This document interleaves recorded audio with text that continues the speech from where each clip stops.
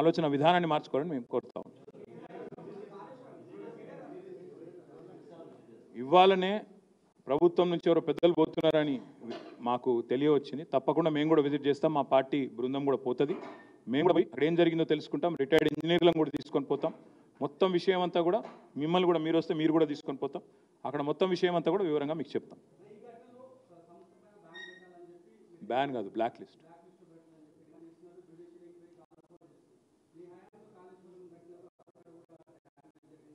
చేయమనండి వద్దన్నాము, మేము చేస్తూనే ఉన్నారు కదా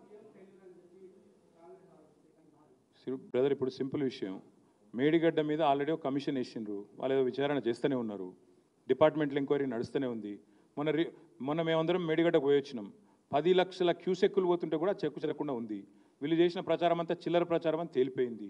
ఎన్నికల్లో లాభం కోసం చిల్లర మాటలు మాట్లాడినరు. కాళేశ్వరం కొట్టుకపోయింది, 1 లక్ష కోట్లు కొట్టుకపోయినాయని కేసీఆర్ మీద ఆరోపణలు అయితే చేసినరో అవంతా చిల్లర మాటలు, చిల్లర విమర్శలు అనేది మళ్ళొక్కసారి తేలిపోయింది. మీరు పోతానంటే మళ్ళీ రేపు ఎల్లుండి మళ్ళీ పోదామంటే పోదాం. 10 లక్షలు 12 లక్షల క్యూసెక్కులు పోతున్నా దివ్యంగా అది అట్లే మంచిగానే ఉంది. వీళ్ళు చేసిన ప్రచారమే దివాలా కోరు ప్రచారం అని తేలిపోయింది. ఇంకేం చెప్పాలి మీకు? ఇక నేను వాళ్ళ కాలమే సమాధానం చెప్తుంది కదా, ప్రకృతే సమాధానం చెప్తుంది వీళ్ళ చిల్లర మాటలకు.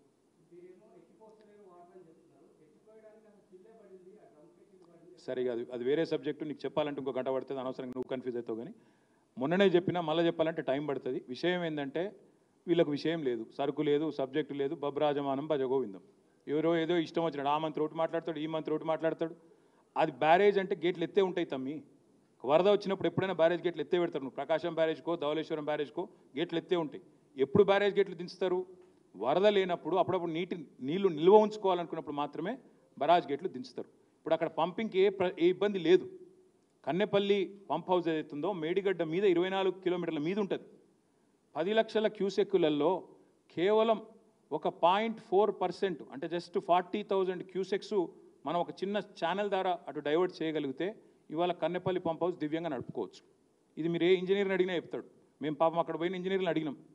వాళ్ళ ముఖంలో పాపం ఎట్లా ఎంత బాధ ఉందంటే, ఇంతమంది ప్రాజెక్ట్ని వీళ్ళు అనవసరంగా బదనాం చేస్తున్నారు సార్, బయటికి చెప్తేనేమో మా ఉద్యోగాలు పోతాయి, కానీ కేవలం పొలిటికల్ డిసిషన్ సార్, ఈగో అడ్డం వస్తుంది ప్రభుత్వానికి. కాళేశ్వరం అంతెందుకు బ్రదర్, నేను అడుగుతున్నా. ఇలా రోజు వార్తలు వస్తున్నాయి, అన్నపూర్ణలోకి నీళ్లు, రంగనాయక సాగర్లకు నీళ్లు, మల్లన్న సాగర్లకు నీళ్లు, కొండపోచమ్మ సాగర్లకు నీళ్లు అని రోజు వార్తలు వస్తున్నాయి ఇవాళ. మరి కాళేశ్వరం ఫెయిల్ అయిపోయాయి, ఖతమే అయిపోయాయి, 1,00,000 కోట్లు వానేవాయి నీళ్ళల్లో.